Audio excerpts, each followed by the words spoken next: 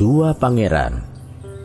Alkisah, ada seorang raja yang memiliki dua putra. Yang lebih tua bernama Hars dan yang lebih muda bernama Diraj. Putra sulung itu egois dan hanya peduli pada dirinya sendiri. Sedangkan si bungsu baik hati dan suka menolong. Raja selalu memperhatikan kesejahteraan dan kebahagiaan rakyatnya. Suatu hari, sebuah rumah di salah satu desa terbakar. Putra bungsu raja kebetulan lewat dan melihat rumah itu terbakar. Dia meminta penduduk desa untuk membantu. Cepat, cepat pergi dan ambil air. Api ini mulai menyebar dengan sangat cepat. Seorang penduduk desa berkata, "Bagaimana cara memadamkannya? Air yang tersisa di desa sangat sedikit. Ketinggian air di sumur juga sangat rendah sekali." Maka hanya ada satu cara untuk memadamkan api ini. Ayo. Diraj sangat cerdas. Dia mengumpulkan lumpur dari desa dan mulai melemparkannya ke api.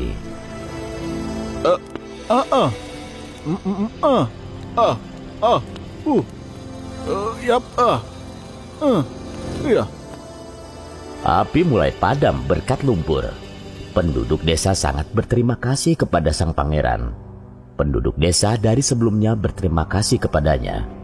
"Pangeran Diraj, jika Anda tidak berada di sini hari ini, mungkin desa ini akan musnah. Setiap dari kami, ternak kami, mungkin bisa saja kehilangan nyawa karena kebakaran ini." Tolong jangan katakan itu. Kekuatan yang lebih tinggi selalu ada untuk melindungi kita. Mungkin itu sebabnya aku kebetulan melewati desa ini hari ini.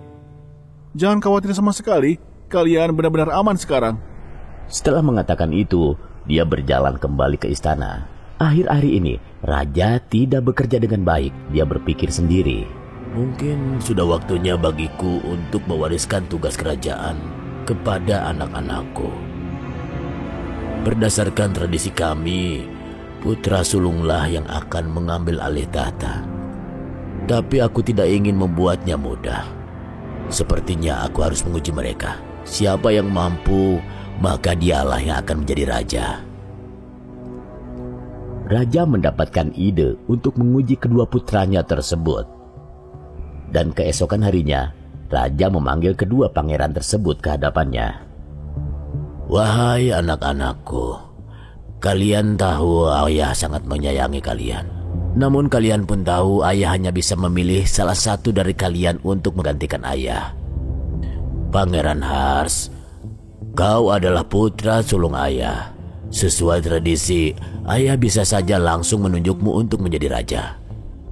Namun, aku ingin memberi kalian berdua kesempatan yang sama untuk menjadi raja. Tunjukkan bahwa kalian mampu. Tunjukkan siapa yang paling layak untuk menjadi raja. Dan untuk itu, ayah akan memberikan kalian tugas penting. Siapapun yang berhasil dengan baik, dialah yang layak menjadi raja kerajaan ini." Hars tidak setuju dengan logika raja. "Yang mulia, Anda adalah ayah kami dan juga raja kami. Kami akan mematuhi keputusan Anda untuk kebaikan kami sendiri. Tapi aku putra sulungmu. Menurut tradisi kita, seharusnya aku langsung menjadi raja tanpa syarat apapun." "Perkataanmu memang benar, anakku. Tapi pertimbanganku, untuk menjadi raja, aku harus memilih yang lebih cerdas, lebih bijaksana, serta lebih tajam sebagai raja di masa depan." Raja memberikan masing-masing satu koin emas kepada kedua pangeran. "Pergunakanlah koin emas ini untuk membeli apapun yang kalian inginkan. Tapi yang kau beli itu harus bisa mengisi penuh 3 kamar di kerajaan ini." Kedua pangeran mengambil koin masing-masing dan keluar untuk menyelesaikan tugasnya. "Ada apa dengan ayahku? Apa yang harus aku beli? Dengan satu koin emas ini aku harus memenuhi 3 kamar." Hars berpikir bahwa sumber termurah dan termudah adalah sampah. Dia memutuskan untuk mengisi kamar dengan sampah. Diraj juga mulai mempertimbangkan langkah selanjutnya. Dia datang dengan ide cemerlang. Dia pergi ke pasar dan membeli beberapa barang. Keesokan harinya, Semua orang berkumpul di hadapan raja untuk menyaksikan kedua pangeran menyelesaikan tugas mereka. Putra sulung Hars menunjukkan 2 kamar yang penuh dengan sampah, tapi kamar ketiga bahkan tidak terisi setengahnya. Kemudian mereka pergi ke depan untuk melihat 3 ruangan yang diisi oleh Dhiraj. Semua orang terpesona oleh apa yang mereka lihat. Dhiraj telah menempatkan banyak lampu di 3 ruangan dan semua ruangan dipenuhi cahaya. Tidak hanya itu, dia juga menyalakan dupa di kamar. Ketiga ruangan itu dipenuhi dengan wangi dupa yang menyenangkan. Dhiraj berhasil mengisi ketiga ruangan itu dengan cahaya dan parfum. Semua orang memuji Dhiraj karena pemikiran cerdasnya. Raja mengumumkan kepada orang banyak bahwa Dhiraj dipilih sebagai penggantinya. Penobatan itu akan diadakan pada hari bulan purnama di bulan mendatang. Raja juga menegaskan kembali bahwa mahkota hanya boleh diletakkan di atas kepala seseorang yang pantas.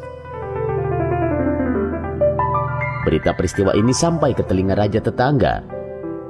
Dia pun memutuskan untuk menguji kemampuan mental Pangeran Dhiraj.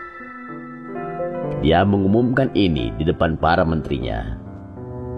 Aku berencana mengirim salah satu mata-mataku untuk menemui Pangeran Dhiraj. Mata-mataku akan menyamar sebagai seorang sarjana. Dia akan menguji kecerdasan Pangeran Dhiraj. Jika Pangeran Dhiraj memenangkan adu kecerdasan ini, aku akan memilihnya sebagai menantuku dan menikahkan putriku dengannya. Mata-mata itu datang menemui Dhiraj dengan kedok seorang sarjana ulung. Dia mendekati raja dan menjelaskan tantangannya. Siapapun yang ada di tempat ini, jika ada yang bisa mengalahkanku dalam debat, saya akan memberikan hadiah 100.000 koin emas. Tetapi jika saya menang, kalian harus memberiku hal yang sama. Raja menyetujui tantangan itu. Dhiraj pun mengetahui tantangan tersebut dan dia merasakan sesuatu yang mencurigakan di dalamnya. Dia meminta ayahnya untuk membiarkan dia menjadi kontestan. Ayahku, biarkan aku menjadi orang yang menghadapinya dalam debat ini. Izinkan aku menerima tantangan ini, ayah. Raja pun setuju, dan keesokan harinya, ruangan disiapkan untuk debat. Mata-mata yang menyamar sebagai sarjana memasuki pengadilan. Dhiraj juga berpura-pura menjadi seorang sarjana dan menghadapinya. Adu silat lidah pun dimulai. Dhiraj membawa sesuatu yang terbungkus kain merah, dan dia mulai berbicara. Salam sarjana terhormat. Aku ingin mendiskusikan kitab suci dengan Anda. Anda pasti sudah membaca buku agama dan filosofi seperti itu, bukan? Pernahkah Anda mendengar tentang yang satu ini? Ini disebut Tilkas Masihi Bandan. Hari ini kita akan membahas kitab suci khusus ini. Mata-mata itu berpikir bahwa yang terbaik adalah jika dia menghindarinya, dan dia pun bangkit dan mulai berjalan keluar. Dia minta diri dan memberitahu bahwa dia memiliki beberapa pekerjaan penting yang harus diselesaikan. Dia juga mengaku kalah dalam debat tersebut serta meminta untuk dimaafkan, dan mata-mata pun mengungkapkan segalanya. Pangeran Dhiraj, saya datang dari kerajaan tetangga Anda. Saya mata-mata raja saya yang sangat terpercaya. Saya diperintahkan untuk datang ke sini dan menguji kecerdasan Anda. Dia ingin putrinya menikah dengan orang seperti Anda. Setelah mendengarkan penjelasan mata-mata itu, Pangeran Dhiraj pun melepaskan mata-mata itu untuk kembali ke kerajaannya. Dhiraj anakku, buku apa yang kau maksud tadi saat berdebat? Coba perlihatkan pada ayah sekarang. Ayah, tidak ada buku.